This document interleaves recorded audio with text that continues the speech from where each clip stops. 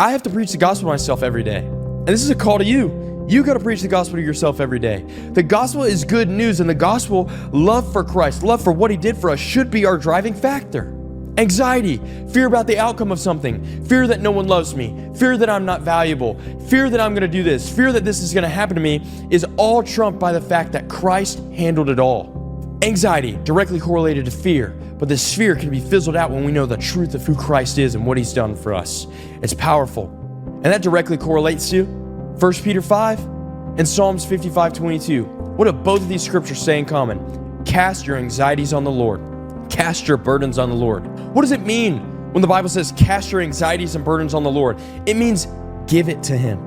Here's a story from Luke chapter 8 that I think correlates well with these verses. See, Jesus says to his disciples, hey guys, we're going to go to the other side of this lake. They go, okay. They get on a boat. They start sailing to the other side, and the storm arises. Jesus is asleep. This crazy storm arises. This is and that, blah, blah, blah. And they think that they're about to die, and they wake up Jesus because they're like, dude, are you kidding me? You're asleep in the storm. What are you doing, Jesus? Do something. We're about to die. He gets up, he calms the storm, and he looks at them and he says, why do you have little faith? Now, when we read this passage, we go, oh man, Luke chapter 8, man, why did Jesus, that's kind of insulting. Why did Jesus say, why do you guys have little faith? No, the reason he asked that question is at the very beginning, before they get on the boat, he tells them that they are going to the other side. He goes, hey, we're going to the other side. They get on the boat, the storm comes, and they're not even focused on the promise that Jesus has given them. They're focused on the storms and trials and the anxieties of I'm about to die, what's going on? And Jesus says, no. It doesn't matter how hard the storm gets. It doesn't matter how hard the trials get, how hard you suffer. If I've made you a promise, I'm going to fulfill it.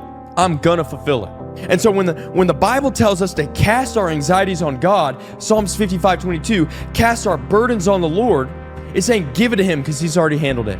God, thank you that you're a promise keeper. Thank you that you got this under control. And thank you that you answer my prayers and my situations, whether I like the answer or not. God, you've handled it. Thank you for who you are. Thank you for the cross. I love you, Jesus. That's what it means to cast your anxieties on him. Matthew 11:28, Jesus says, come to me, all who are weary and heavy burdened, and I will give you rest. The reality of anxiety and pressure is that you were never meant to build the pressure. The reality of this is that you were never meant to handle the pressure and anxiety, so give it to him. Jesus' yoke is easy and light, but when it says take on the yoke of Christ, the yoke of Christ is actually removing the burden of anxiety and sin and suffering and giving it to him. That's the yoke of Christ. Putting on Christ's yoke is actually giving him all your junk, and that's what gives us rest, knowing that he's handled it. Why are we still carrying this junk that was killed on the cross and defeated when he was raised from the dead?